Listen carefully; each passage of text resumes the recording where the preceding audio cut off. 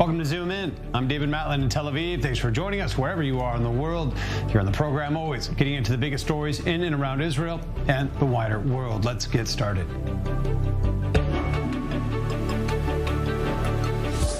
Now we start looking at a few issues really swirling around Israel's Prime Minister Netanyahu today. Now his legislative push to curtail the Supreme Court's powers is facing massive public pushback.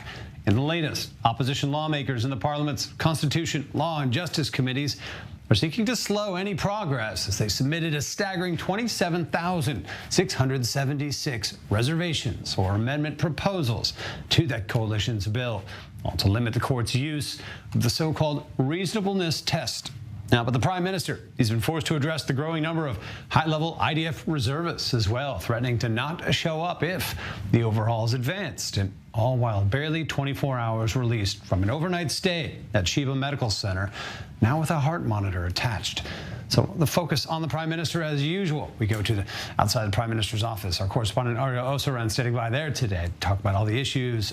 Look, I understand first here the Prime Minister, he's feeling compelled, or he's addressing this growing, number of reservists, Israel Defense Force reservists, concerned over the reforms. What form is that taking now from the Prime Minister? Right, David. So before the reform, the reservists, Netanyahu was asked, also walking into the meeting, and also he opened his speech, his remarks by mentioning his health condition, saying that he's feeling great. And that was important. There was a lot of concern as to his health condition after what happened over the weekend.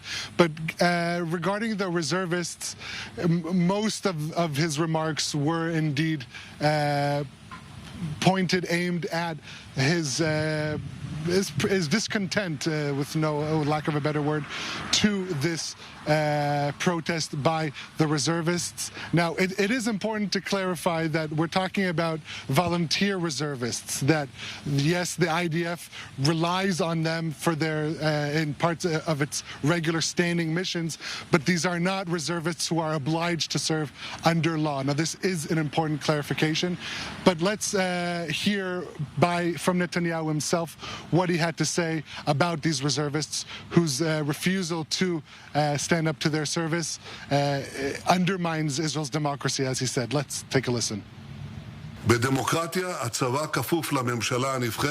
In a democracy, the army is subordinate to the elected government and not the other way around. Whereas in a military regime, the government is subordinate to the army, and more precisely to a group within the army. This is the fundamental difference between a democracy and a military regime. The incitement to refusal and the refusal itself are against democracy and against the law.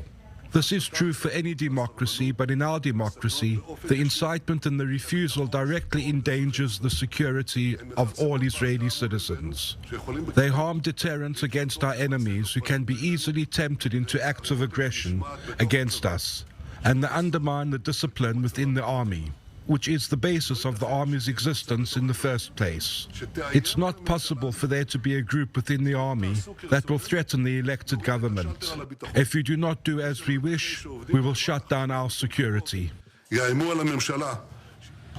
the legislative issue is just one thing on the Prime Minister's plate this week. Reports emerging as well that Prime Minister Netanyahu could be angry with Ambassador Michael Herzog to the U.S. for not securing a White House visit yet. As if it has anything to do with the ambassador, President Biden's very much open non-invitations, the displeasure with a lot of activity of this current government. Are there signs, perhaps, that this is getting to the Prime Minister now, this lack of an invite to Washington?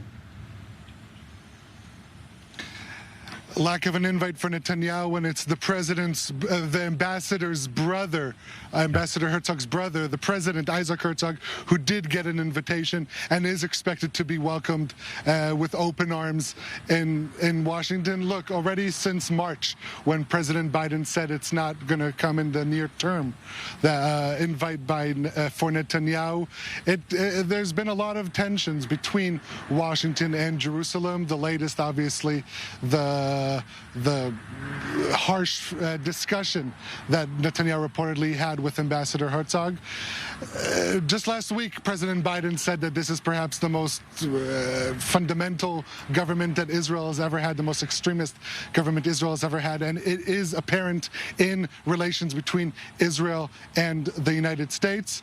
Hopefully, at least as the Biden administration sees Isaac Herzog as a moderate voice in Israel's leadership, there will be some discussion, productive conversation taking place in Washington during this visit.